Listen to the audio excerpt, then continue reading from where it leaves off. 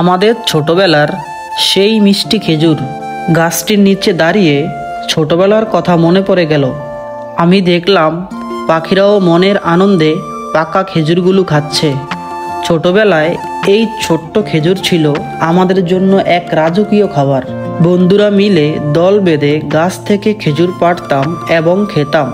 পাকা খেজুর ছিল খুবই সুস্বাদু এবং কাঁচা খেজুরগুলো লবণ দিয়ে বোতলে ভিজিয়ে রাখতাম। এই ছোট্ট খেজুর না ছিল কোনো চকলেট, না ছিল কোনো প্যাকেটের খাবার, তবুও এই খেজুরের স্বাদ ছিল অমৃত।